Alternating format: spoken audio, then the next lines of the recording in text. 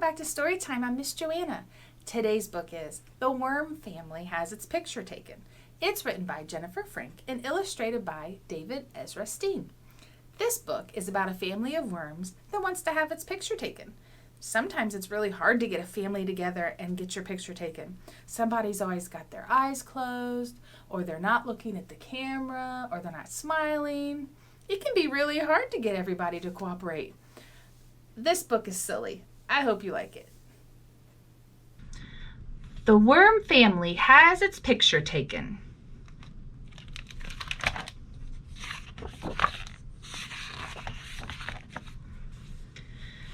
Mrs. Worm lay at the top of a giant dirt pile, watching her children play.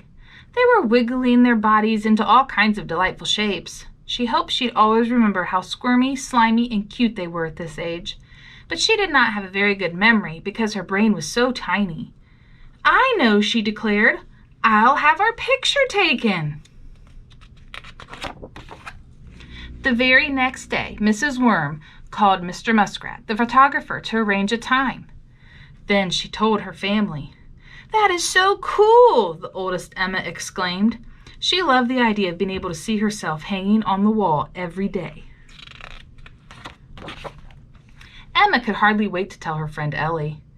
"How splendiferous!" squealed Ellie.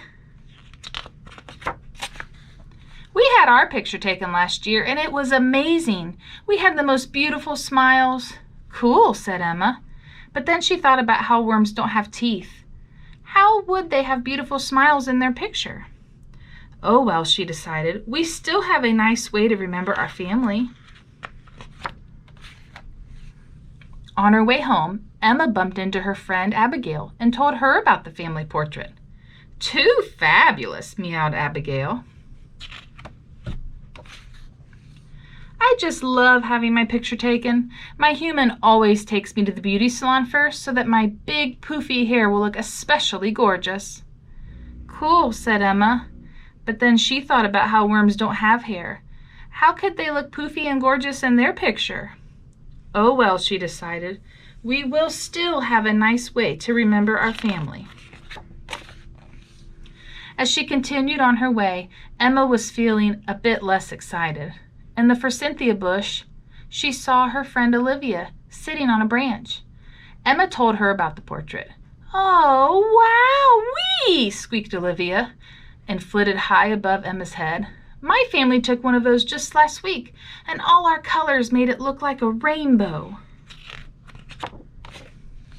"Cool," said Emma sadly, as Olivia fluttered away on the breeze.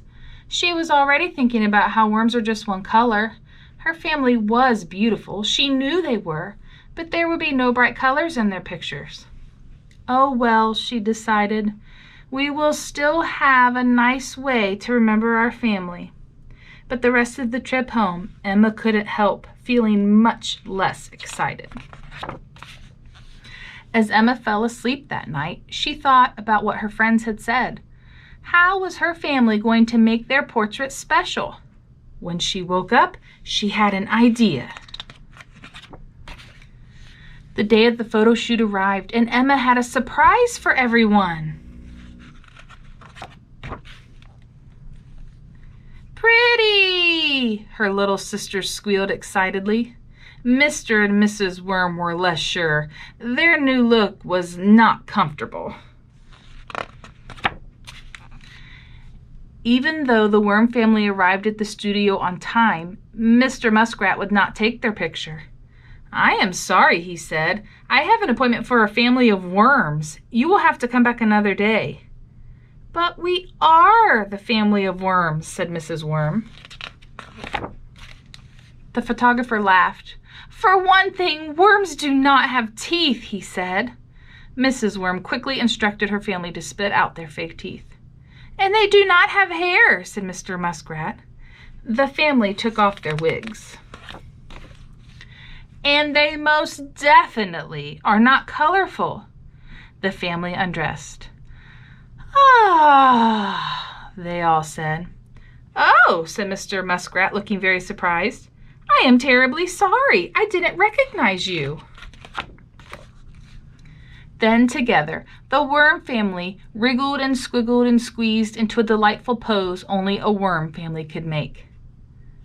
Cheese! Mr. Muskrat snapped the picture. The first of their many annual portraits were taken.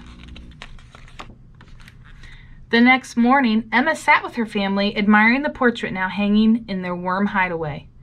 "It's perfectly perfect," she whispered, and she would have reached out and given them a great big hug, if she had arms. The end.